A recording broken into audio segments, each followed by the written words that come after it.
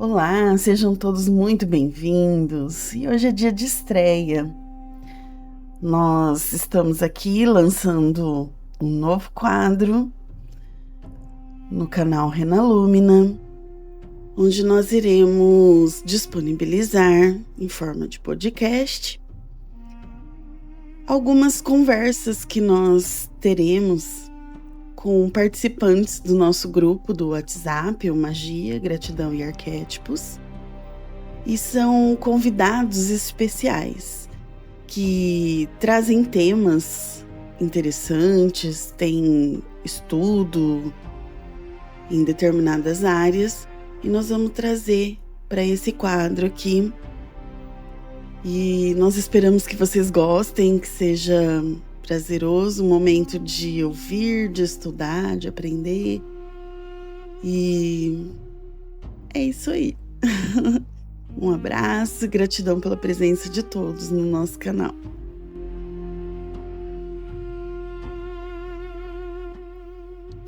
O tema que nós trazemos hoje aqui é a Introdução à Teosofia com o professor Sérgio Fernandes.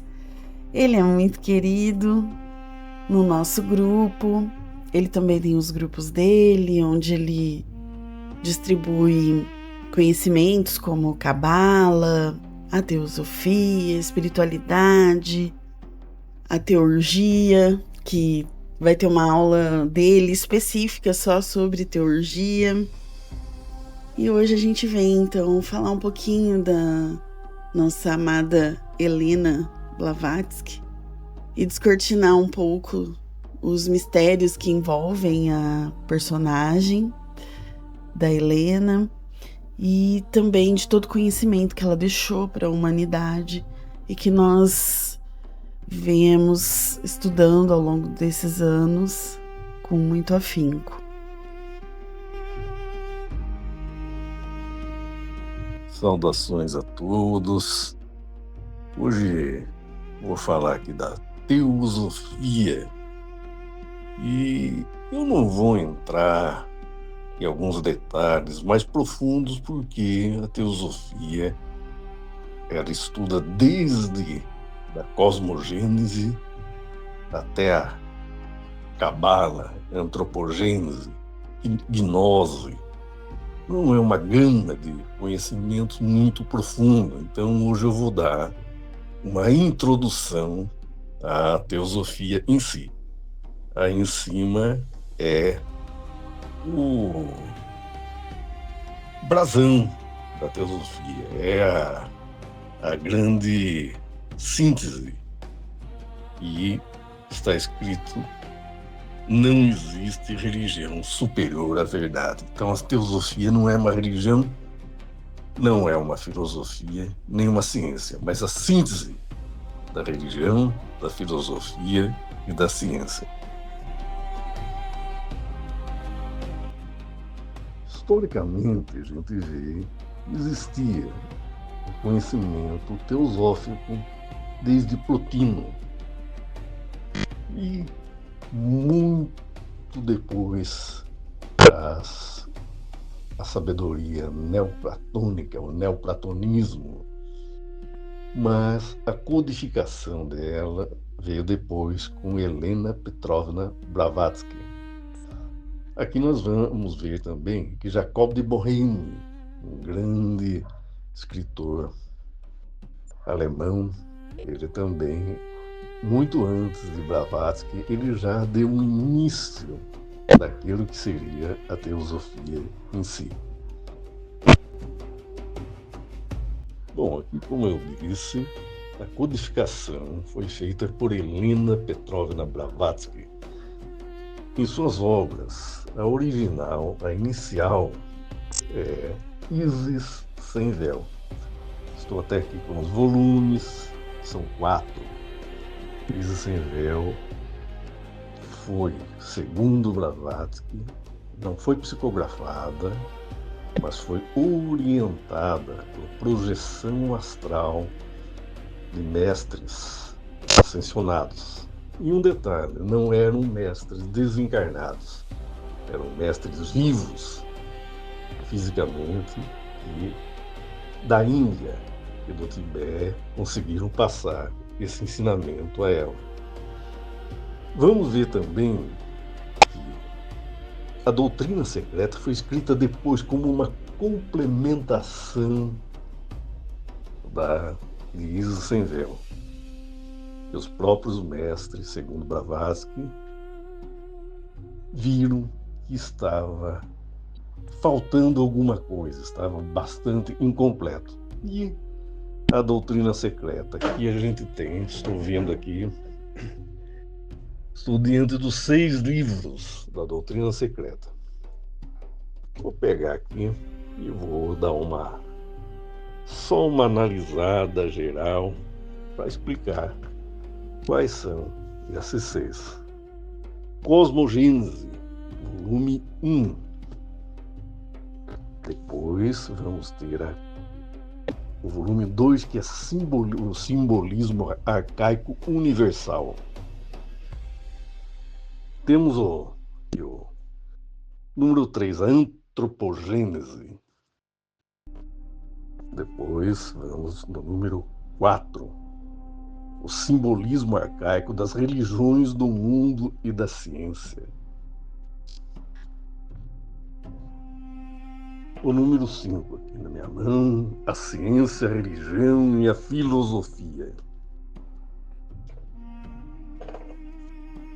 E aqui, o 6º, objeto dos mistérios e práticas da filosofia oculta. O livro a coleção que eu tenho da doutrina secreta, na verdade está em espanhol. Era do meu pai essa aqui. Que não tinha tradução em português. Então é La Doutrina Secreta. Está em espanhol, mas dá para entender muito bem. Já a Isis Sem Véu que eu tenho aqui está totalmente em português. Nossa, professor, muito interessante. Então, a Blavatsky, ela afirmava que recebia os ensinamentos dos Mahatmas e através das projeções. Então, eles entravam em contato com ela, passavam a mensagem e ela, ao retornar para o corpo físico, ela escrevia a mensagem. Isso é uma nova forma de comunicação com a espiritualidade, né? Muito interessante o senhor trazer essa consideração pra gente. Aqui, como eu tinha falado anteriormente, Blavatsky afirmava ter recebido a orientação através de projeções astrais dos mestres ascensionados, mas que estavam aqui na Terra, os Mahatmas. O que significa Mahatma? No sânscrito, Maha significa grande, Atman significa alma, grandes almas. Então é interessante esses detalhes aí.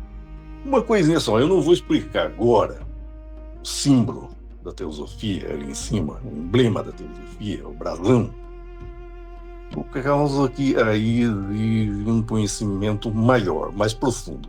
Futuramente posso até passar uma aula só sobre isso aí, porque é muito profundo e exige um conhecimento maior, conhecimento prévio maior. Como eu disse, Blavatsky codificou o ensinamento teosófico e fundaram, junto com os 2 americanos ali, fundaram a Sociedade Teosófica. Então, embora no final do século XIX, embora seja moderna, como está escrito aí, é muito antiga, como eu disse, a teosofia. Theo, Deus, Sofia, sabedoria, a sabedoria divina. Como eu disse anteriormente, ela vem de Plotino, né? E do neoplatonismo também, e da gnose, né? Um conhecimento que foi uma abrangência, porque a teosofia é, antes de tudo, um estudo, não em si uma filosofia. É um estudo em construção, é uma grande síntese. Então vamos lá falar da teosofia em si. né? É um conjunto, como está escrito aí, de doutrinas místicas, filosóficas, do ocultismo, que busca, acima de tudo, uma verdade universal. É uma busca da verdade, são os buscadores da verdade, na verdade, que existe por trás de todas as religiões, filosofias e da ciência em si. Por quê? Assim, a filosofia é a mãe de todas as ciências.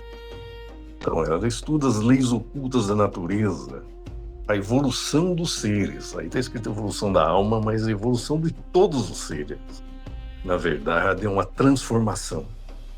Eu não falaria propriamente evolução, falaria transformação. A reencarnação e a fraternidade universal. Vamos ver agora os aspectos da teosofia. Vamos na sabedoria universal. Eu acredito que existe uma verdade única e eterna. Aqui está o nome, mas não importa o nome em sânscrito, né? O essencial é a gente saber que existem verdades eternas, uma equação cósmica, uma equação universal e um dinamismo cósmico. E é único em todas as religiões, sem ter uma religião em si. Por quê? Vou até explicar uma coisa muito interessante. Às vezes, o pessoal fala, o Rosa Cruz explica uma coisa, a gnose outra, a teosofia outra, o hermetismo outro. Não. Eles falam a mesma coisa, mas com palavras e sentidos diferentes. Vou passar aqui uma analogia. Imagina um parque florestal. Vão várias pessoas em diferentes horas nesse parque. Alguns vão prestar mais atenção nos rios, outros nas montanhas, outros nos animais, nas florestas. Outros vão chegar quando está com névoa, outros vão ver quando está nublado, chovendo, e vão falar as suas perspectivas sobre seus prismas. Mas o parque é o mesmo. Suas palavras e suas observações e aparentarão ser diferentes, mas se você for lá, o parque é o mesmo. É a mesma coisa que todos falaram, só que falaram de um modo específico, usando os olhos de cada um com seus olhos, sua perspectiva, sua mente e seu prisma de observação. Então, tudo segue uma mesma direção, só que às vezes com palavras um pouco diferentes. Por exemplo, vou dar um exemplo aqui. O Rosa Cruz, o hermetismo, a gnose, a teosofia, todos creem na reencarnação. Todos creem na transformação. Mas alguns têm uns aprofundamentos, em umas partes, outros em outras, mas tudo é a mesma coisa. A própria Cabala também, mesma coisa. Vou dar até um exemplo, mais um exemplozinho aqui. Na Cabala vemos o incognoscível, Ein Sof, antes de dizer ser a Keter. Não vou entrar nesses detalhes. A teosofia tem o Parabrahma, o incognoscível, antes de chegar na Brahman, o manifesto. Então, tudo está relacionado, tudo tem sua correspondência, mas com palavras e perspectivas diferentes. Aqui a fundamentação aí fala da Sociedade Teosófica, a ST. Foi fundada por Blavatsky e Okhotsk e o Judin, né, para promover um estudo daquilo que eu falei, a síntese da filosofia e da religião da ciência. E não precisa, por exemplo, para ser teosofista, não precisa ser filiado à Sociedade Teosófica. Eu sou, mas não precisava ser filiado. Um monte de gente não é. Tem alguns irmãos meus né, irmãos de sangue, que não são filiados, mas são teosofistas, eles estudam a teosofia. Então, sempre o essencial não é um título, uma instituição, mas a busca do conhecimento, porque o estudo que a teosofia, como eu disse, é um estudo aprofundado. Os princípios fundamentais, como eu já tinha feito referência, fraternidade universal, todos somos um. Não existe, por exemplo, um Deus criador. Existe o Deus todo universal, o universo, esse é Deus. Não um Deus antropomórfico das religiões judaico-cristãs, mas o Deus todo. Às vezes perguntam para mim, você acredita em Deus? Eu falo, claro que sim, eu vejo ele todo dia. Eu estou inserido nele e ele está em mim. Deus é o todo. Então, essa é a grande fraternidade, o núcleo da grande fraternidade universal.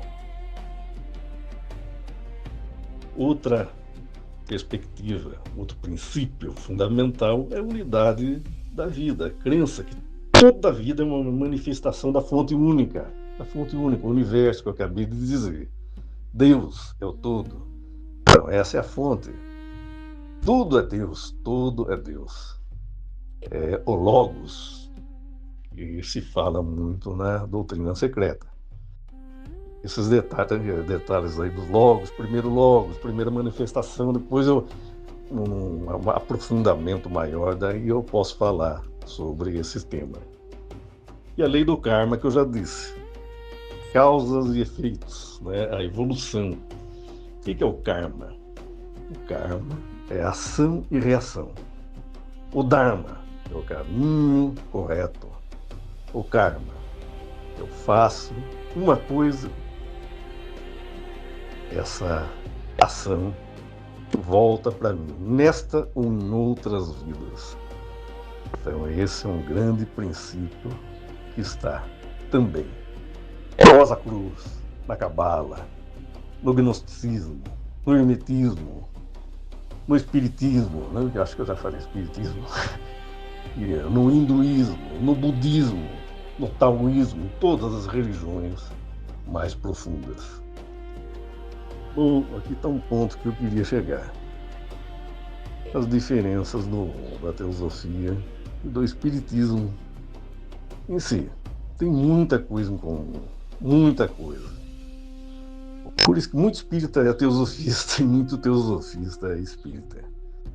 Eu, por exemplo, eu não me considero espírita, mas eu aprecio os postulados de Kardec, alguns livros aí muito interessantes do espiritismo, né? Mas eu sou teosofista unicamente.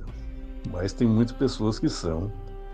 Eu tenho um dos meus irmãos teosofista e kardecista ao mesmo tempo. Mas vamos lá. Primeira diferença: plano astral. Na teosofia, no espiritismo, espíritos desencarnados, né? Teosofia não é só isso. Sim, os espíritos desencarnados, logicamente, tem os elementais, água, terra, fogo e ar, né? Os gnomos, silfos, ou silvanos, ondinos, e também os ígneos, então, cada um dos 4 elementos. Tem também os Kamarajas, que são os mais fascinantes.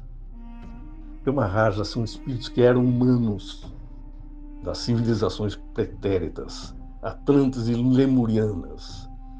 E assim como os humanos, eles têm evoluídos e atrasados. Mas eles não reencarnam mais. O DNA astral, existe o DNA físico e o astral. O DNA astral deles é incompatível com o nosso atual da humanidade. Então, eles se desenvolvem, eles se evoluem basicamente no plano astral, sem passar pelo físico. Kama, astral. Rajas, reis, os reis do astral. Então esses são os demônios e os anjos, né, que em outras filosofias falam esses nomes. Nós não falamos isso, falamos Kamarajas evoluídos e atrasados. Tem também os Devas, que são os humanos evoluídos que atingiram um nível acima da humanidade, um nível de luz. Por isso que fala o Devakan, o lar dos Devas, o astral superior. E os espíritos dos animais. Tudo tem espírito na teosofia. Se você pegar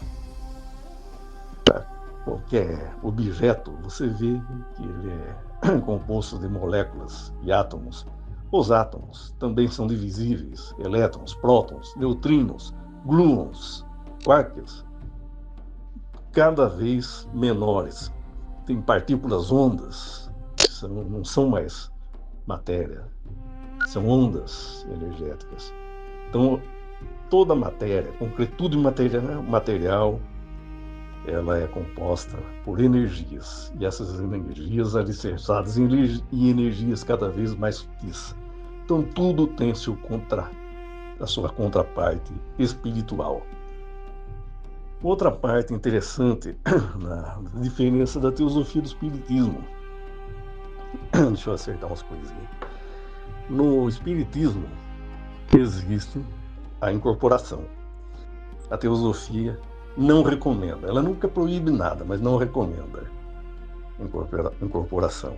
Ela recomenda o quê? Desdobramento astral, contato espiritual através da meditação, da concentração, e também através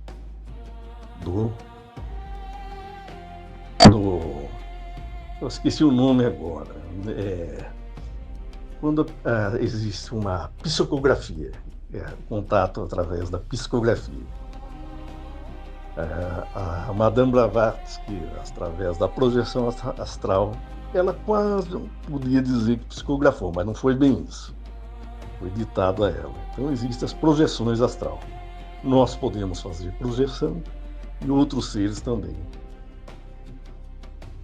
Projeção em direção a nós. Agora, eu acho que é só isso a diferença em si. A diferença também existe um detalhezinho aí. O Espiritismo fala muito de outros planetas. Na teosofia, não. Na teosofia, existem outros planetas que desenvolvem e reencarnam lá, nos planetas deles. Não existe intercâmbio de outros seres aqui. Por causa da muita distância, existem planetas habitáveis, mas o distanciamento é milhares de anos-luz. Por isso que você, nós, eu somos da Terra. Nós somos Terra. Gaia é a nossa mãe. Chamamos de Gaia a Terra. Então, nós somos poeira das estrelas, mas também a poeira do elemento da Terra, de Gaia em si.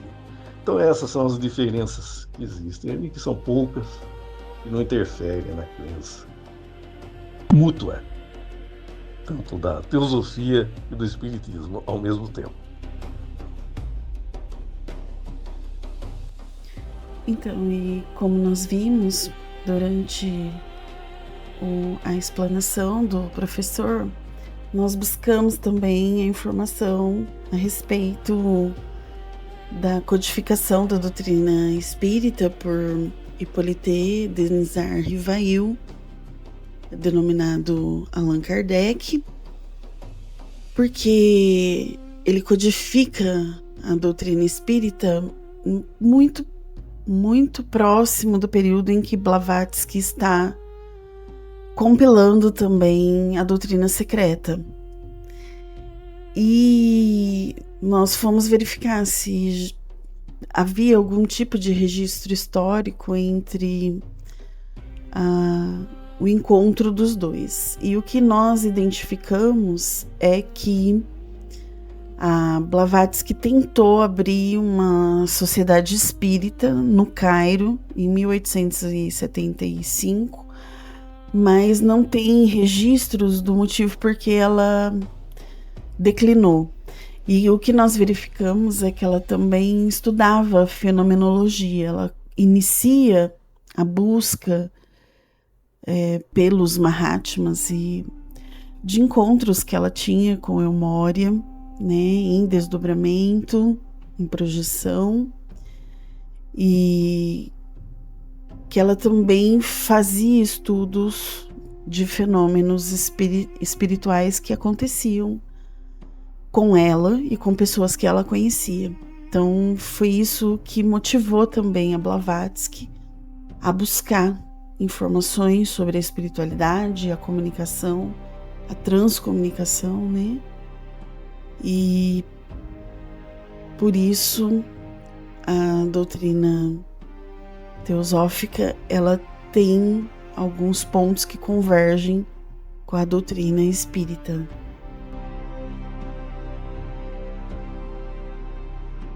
Qual que é o objetivo da teosofia?